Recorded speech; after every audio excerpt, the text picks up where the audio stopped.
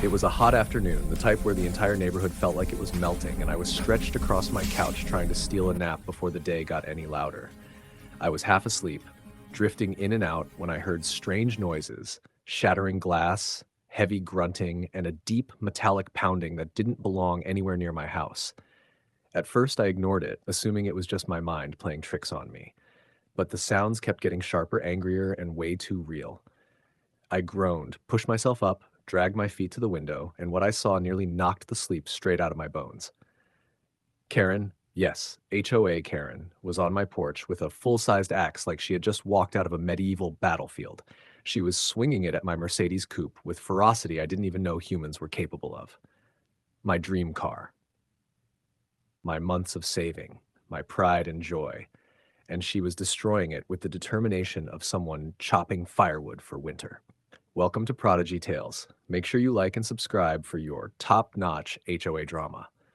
I just stood there frozen, trying to process how the world had gone sideways in the span of a nap. But let's rewind, because this level of insanity doesn't suddenly happen. It started months earlier, when I was finally close to paying off my dream car. I had worked overtime, cut expenses, and behaved like a monk just to afford it. 1 month left, victory in sight. Then Karen strutted into a neighborhood meeting and announced her brand new car dealership, saying it like we were obligated to support her. She insisted we should buy our cars from her as if she had legal authority over our wallets.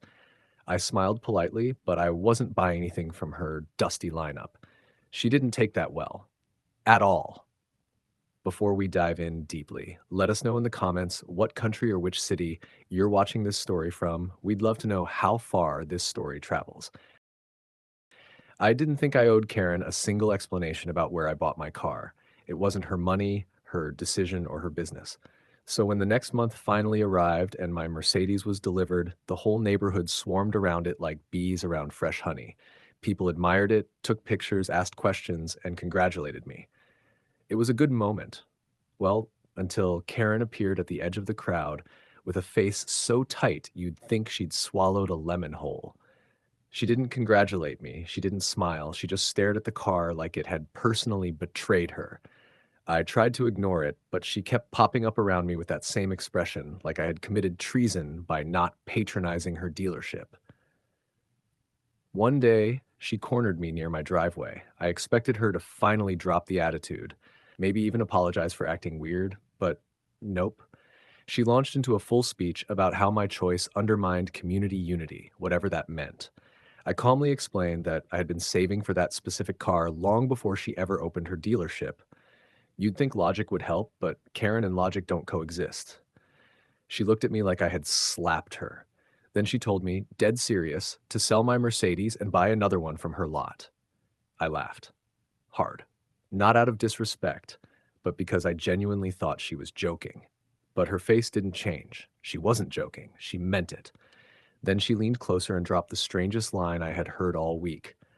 What if something were to happen to your car? Say, an accident? She said it with this slow, creepy tone that made every instinct in my body go on high alert. I couldn't tell if she was threatening me or just being her usual chaotic self, but either way, I wasn't entertaining it. I simply nodded, said nothing, and walked into my house before I said something that would land me in trouble. But that question stayed in my head. What if something were to happen to my car? I didn't know it yet, but she was already planning the madness. That afternoon, I was off work and fully committed to doing absolutely nothing. I had a movie playing, snacks within reach, and the kind of peace that only comes when you know you don't owe anyone your time. Somewhere between the plot twist and a commercial break, my eyes got heavy and I drifted off. I don't know how long I slept, but the moment I woke up, it wasn't because of the movie. It was because of a violent metallic pounding, loud, angry, and way too close to my house. For a second, I thought someone was breaking into a neighbor's place, but then came the shattering of glass, followed by a grunt so feral it jolted me upright. I stumbled toward the window, still half asleep, and that's when the scene registered. Karen, sweaty, red-faced, and unhinged, was out there swinging a full-sized axe at my Mercedes like she wanted to split it in half. She was grunting with every blow, breathing like she had been possessed by some demolition demon. My mind couldn't keep up. 1 second I was napping, The next, I was watching a real-life reenactment of a Viking raid on my own property. I rushed outside, yelling her name like she had any sense left to respond to. She didn't stop, not even for a second. I sprinted toward her, grabbed the axe handle, and tried to pull it away, but she yanked it back with a strength that didn't match her size. The blade swung wildly and slammed straight into my arm.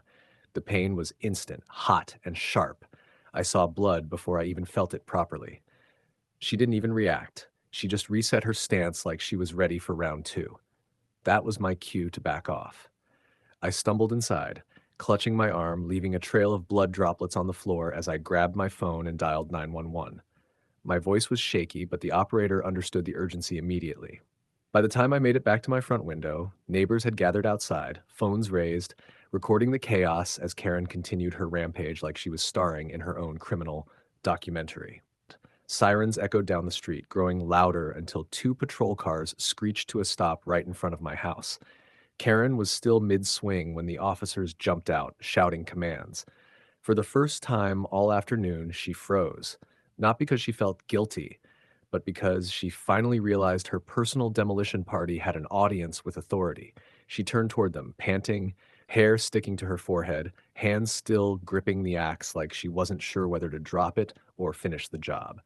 The officers didn't wait for her to decide. They rushed her, wrestled the weapon away, and cuffed her before she even processed the shift from warrior mode to criminal custody. My neighbors, still recording, whispered loudly enough for the whole street to hear. Commentary ranging from, "She finally snapped," to, "I knew something was wrong with that dealership." Karen tried to yell excuses, but nothing she said made sense.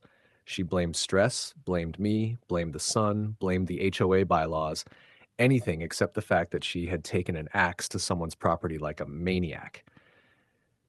The officers read her rights while she kicked at the gravel, furious that her plan hadn't gone the way she imagined. She screamed something about business loyalty as they put her in the back of the squad car. Business loyalty. Over a dealership she wasn't even legally allowed to run. I sat on the porch while an EMT wrapped my arm, my Mercedes behind us, looking like a crime scene from a car horror movie. The more the officers dug into her story, the worse it got. Her dealership wasn't just shady, it wasn't even properly licensed. Half the paperwork was fake, and the vehicles she bragged about, either salvaged or not legally acquired. The HOA tried to distance themselves immediately, pretending they never supported her. Typical. I pressed charges. I wasn't letting any of this slide. Property damage, assault, threats, it all went onto the report. The restitution alone could have bought me another car, and the court handled the rest. Karen's confidence crumbled piece by piece until she was left exactly where she belonged, facing consequences she never imagined. The end? Please, like and subscribe for more HOA showdowns like this. Do you think she got what she deserves? Comment below.